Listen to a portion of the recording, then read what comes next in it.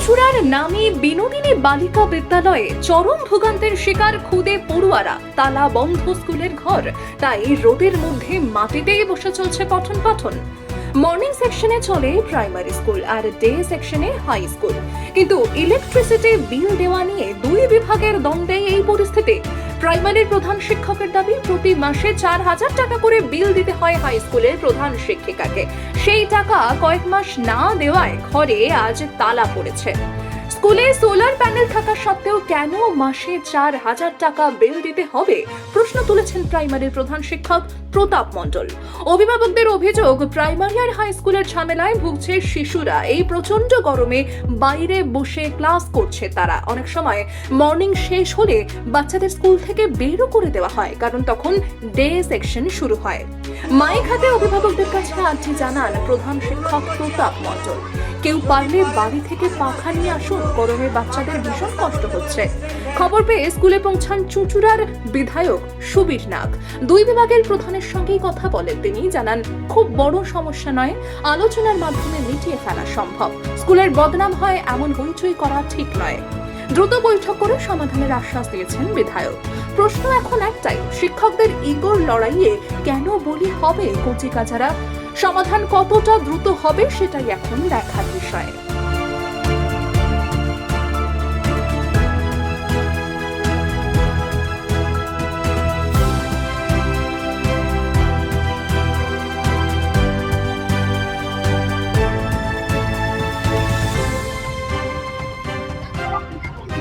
আমি সকালবেলা এসে দেখি আমার 7 নম্বর রুমটা অন বি সেকশনে ক্লাস হয়, রেগুলার হয়।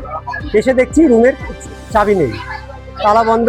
যিনি আমার এইগুলো রুমগুলো খোলাখুলি করেন, আমি দিদিকে বললাম, দিদি এই ঘরটার চাবিটা কোথায় গেল? বললো চাবিটা হেডমিস্ট্রেস নাকি নিয়ে চলে গেছে বি সেকশনে। কেন নিয়ে গেল? কারণটা 4,000 টাকা করে ইলেকট্রিক বিল আমাকে প্রতি মাসে দিতে হয়, কয়েক মাসের বাকি আছে। কারণ 4,000 টাকা আমি এর আগে অনেকবার বলেছি, দিদি 4,000 টাকা করে দেওয়া সম্ভব নয় এবং সেটা আমাকে ক্যাশ পেমেন্ট করতে হয়। ওনারা ক্যাশ ছাড়া চেকে নেবেন না। আমি বলেছি, দিদি তো এখন সোলার বসে গেছে, ইলেকট্রিক বিল এখন 0 হয়, প্রতি মাসে ইলেকট্রিক বিল 0, তাহলে প্রাইমারি থেকে কেন 4,000 টাকা করে নেবেন? তো শুধুমাত্র ইলেকট্রিক বিল না দেওয়ার জন্যই বাচ্চারা এইভাবে ভুক্তভোগী হচ্ছে? সেটাই তো আমি বুঝতে পারছি না। ওনারা এই ইস্যুটাই দেখাচ্ছেন, আমরা টাকাটা আটকে রেখেছি কেন? মানে এটা কি স্কুলের মধ্যে পড়ে না? এই যে বাচ্চাগুলো, এরা কি স্কুলের নয়? সেই প্রশ্নটা তো তাদের কাছেই রাখতে চাইছি। আপনি এই যে আজকে অভিভাবকরা যে অভিযোগ করছে যে আমাদের বাচ্চারা এইভাবে পড়ছে, এটা শিক্ষাঙ্গনের মান হতে পারে না, এটা কি বলছে? একদম ঠিক তাই। কারণ আমি 2.5 বছর ধরে এখানে প্রধান শিক্ষকের দায়িত্বে আছি। আজ অবধি আমি কিন্তু কোনো রকম কোনো ছুটি সিএল বলুন, কোনো ছুটি আমি নেইনি। এমনকি আমার ইলেকশনে 45 দিন আমি অ্যাসিস্ট্যান্ট সেক্টর অফিসারের ডিউটি করেছি। ফুল স্কুল করে আমি আমার ডিউটি করেছি। এই জায়গাটা ওনারা কোনো মতে মেনে নিতে পারছে না।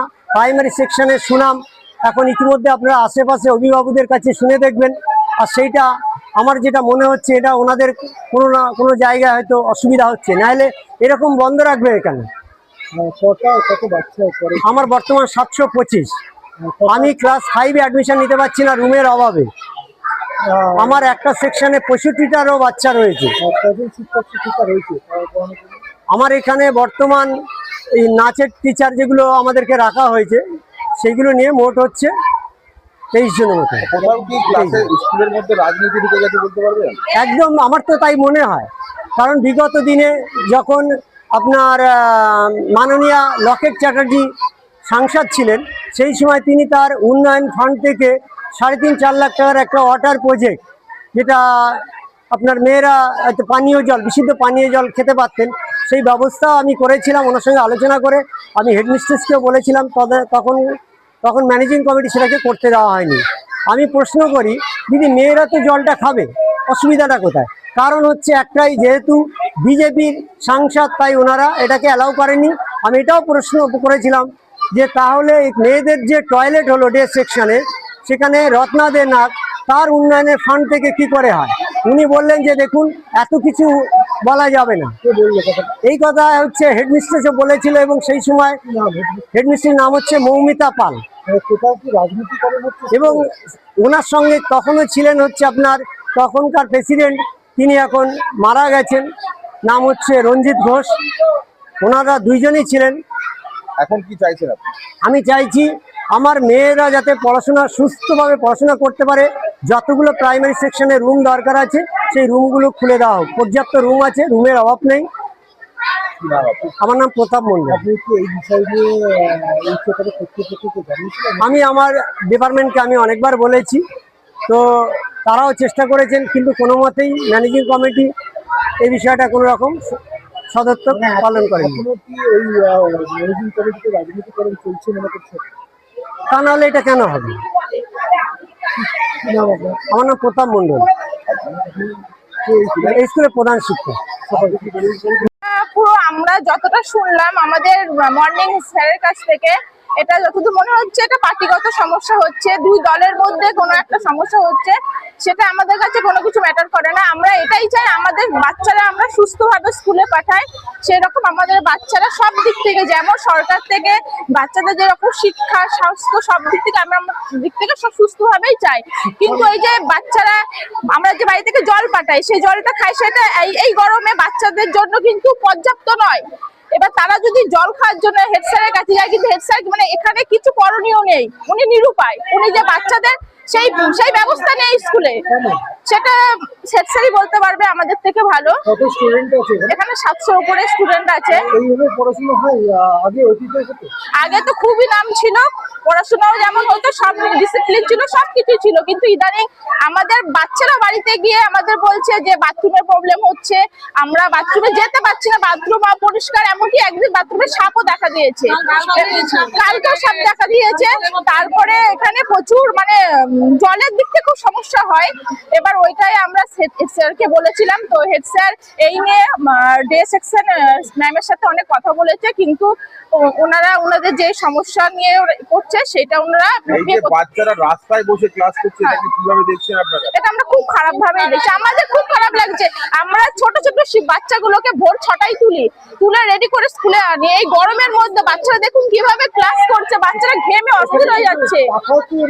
না না না, এই কিছুদিন আগে যা গরম পড়েছে, ওই যে ওখানে রুমটা দেখছেন বিল্ডিংটা, ওইটা কিন্তু খুলে দিলে বাচ্চারা কিন্তু অনায়াসে ভালোভাবে দাঁড়িয়ে পেয়ার লাইনটা করতে পারে, কিন্তু ওই রুমটা খোলা হয় না। কদিন এই গরমের মধ্যে বাচ্চাদের পেয়ার লাইন করানো হয়েছে, যার কারণে বাচ্চারা অসুস্থ হয়েছে। 3-4 জন বাচ্চা মাথা ঘুরে পড়ে গেছে, প্লাস 2 জনা বমি করেছে, বাচ্চারা অসুস্থ হয়ে গেছে। তারপরে ওনারা ডে সেকশনের ম্যামরা এটা নিয়ে কি বিধায়ককে জানাবেন? হ্যাঁ হ্যাঁ অবশ্যই আমরা চাই বিধায়ককে জানাতে, আমরা বিধায়ককে জানিয়েছি, ফোনও করা হয়েছে, উনি আসছেন বলে। অতীতে এই যে সমস্যাগুলি জানিয়েছিলেন শিক্ষকদের? হ্যাঁ বলেছিলাম। কিছু শোনা হয়নি? হ্যাঁ সেরকম ভাবে কোনো সুরাহ হয়নি, স্যার নিরুপায়। স্যার কথা বলেছিল, কিন্তু কথা বলেও কোনো কিছু লাভ হয়নি। কোনো জায়গায় মনে হচ্ছে যে রাজনীতিকরণ হচ্ছে? একটু মনে হচ্ছে আমাদের। কি নাম আপনার? শিপ্রা ঘোষ। আপনি অভিভাবিকা? হ্যাঁ আমি, আমার মেয়ে। এগুলো তো অনেক জায়গায় ইগো হার্ট করে মানুষের। আমার যেটা শুনে মনে হলো, আমি হেডমিস্ট্রেসের সাথেও কথা বললাম, কোথাও প্রাইমারির হেডমাস্টার আর আপারের মানে সিনিয়রের হেডমিস্ট্রেসের সাথে ইগো প্রবলেম কিছু আছে, কিছু সমস্যা আছে। এটা অবশ্যই বসে সর্ট আউট করা যেত। কেন উনি এইভাবে বসিয়ে রেখে মিডিয়া করে অনেকে প্রচারমুখী হন, এটা ঠিক সভ্যতা নয়।